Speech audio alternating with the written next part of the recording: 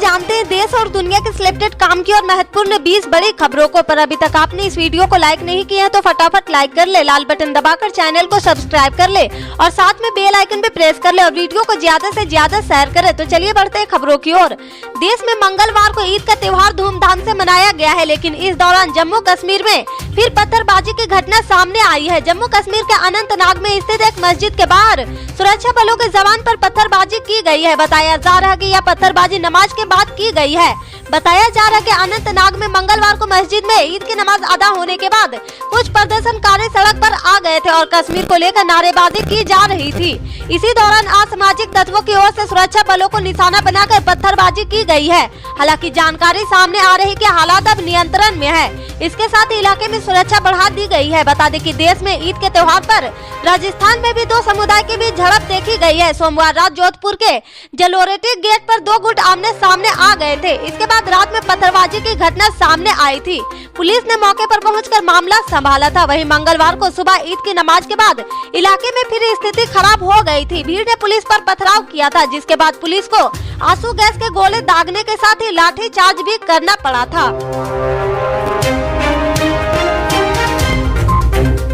ईद का त्योहार कल पूरे देश में मनाया गया है। इस मौके पर नेताओं की ओर से बधाई और मुबारकबाद देने का सिलसिला जारी रहा, पर सियासत के बाण भी छोड़े जा रहे थे। ईद के मौके पर प्रगति समाजवादी पार्टी प्रमुख शिवपाल यादव ने अपने भतीजे और समाजवादी पार्टी अध्यक्ष अखिलेश यादव पर निशाना साधा। उन्होंने ईद की बधाई देते हुए ट्वीट किया है कि जिसे चलना सिखाया वही उन्हें रौंद रहा है। आजम खान ने भी एक ट्वीट के जरिए अखिलेश पर निशाना साधा है। हालांकि दोनों नेताओं के ट्वीट में अखिलेश का जिक्र नहीं था, पर माना जा रहा कि निशाने पर सपा का अध्यक्ष ही था। हाल ही में शिवपाल यादव ने सीतापुर जेल में आजम खान से मुलाकात भी की थी। शिवपाल यादव ने मंगलवार को ट्वीट कर कहा कि उन्होंने अपने सम्मान की परवाह किए बगैर उसे संतुष्ट करने का प्रयास किया है। शिवपाल ने लिखा कि अपने सम्मान के न्यूनतम बिंदु पर जाकर मैंने उसे संतुष्ट करने का प्रयास किया। इसके बावजूद भी अगर नाराज हो तो किस स्तर तक उसने हृदय को चोट दी होगी। हमने उसे चलना सिखाया और वो हमें रौंदते चला गया है। एक बार पुनः पूर्ण गठन, आत्मविश्वास व सबके सहयोगी के आत्म प्रकृति शक्ति से ईद की मुबारकबाद दी है।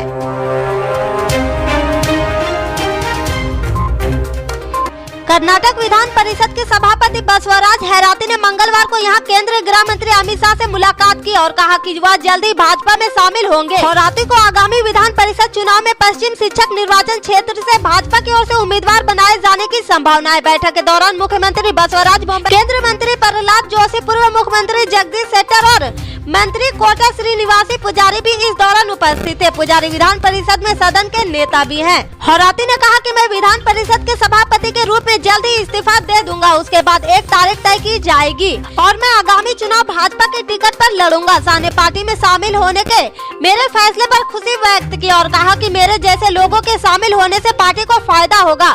पत्रकारों से बातचीत करते हुए वरिष्ठ नेता ने कहा कि उनके तुरंत इस्तीफा देने में कुछ तकनीकी मुद्दे हैं, क्योंकि उप सभापति का पद खाली है और इन मुद्दों के समाधान के बाद वह सभापति के पद से इस्तीफा दे देंगे और जल्द ही भाजपा में शामिल हो जाएंगे।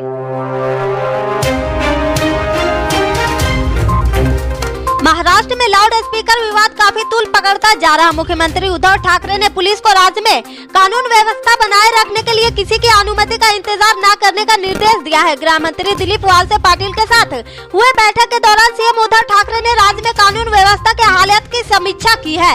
इस दौरान सीएम ठाकरे ने पुलिस को कानून व्यवस्था बनाए रखने के लिए सभी तरीके अपनाने और किसी का इंतजार न करने का आदेश दिया है। मुख्यमंत्री उद्धव ठाकरे ने महाराष्ट्र पुलिस के डायरेक्टर जनरल रजनीश सेठ के साथ फोन पर हुई बातचीत में कानून व्यवस्था चाक चौबंद रखने के निर्देश दिए हैं। राज्य के गृह विभाग की तरफ से जानकारी दी गई है कि इंटेलिजेंस रिपोर्ट के मुताबिक दूसरे राज्यों के लोग महाराष्ट्र में घुसकर वहां की कानून व्यवस्था को बिगाड़ सकते हैं। महाराष्ट्र के डीजीपी को राज्य के 15 से ज्यादा लोगों के खिलाफ कार्रवाई करने के आदेश दिए गए हैं। चुनावी रणनीतिकार प्रशांत किशोर के राजनीति में आने और बिहार से इसकी शुरुआत करने के ऐलान का चिराग पासवान ने स्वागत किया है। चिराग पासवान ने कहा कि बिहार के लिए पीके नया चेहरा नहीं, वह मेरे पुराने मित्र है। पीके ने बिहार में वर्ष 2015 में नीतीश लालू की सरकार बनवाने में अहम भूमिका निभाई थी। बिहार की राजनीति में उनका स्वागत है। चिराग ने प्रशांत किशोर की तारीफ करते हुए कहा कि उन्होंने कई पार्टियों को जीत दिलाई है। मुख्यमंत्री नीतीश कुमार के साथ भी रहे, उन्हें सत्ता दिलाई, महागठबंधन को बिहार में जिताया। कहा कि अच्छे लोग राजनीति में आए तो देश और राज्य का विकास होगा। इसके साथ ही एलपीजी सुप्रीमो चिराग पासवान ने कहा कि जो बिहार के तहत आएगा उससे हमारा गठबंधन होगा। इससे आगे के अपडेट्स को जानने के लिए जुड़े रहे हमारे राइट न्यूज के साथ। मिलते हैं फिर बड़ी खबर में, तब तक के लिए जय हिंद।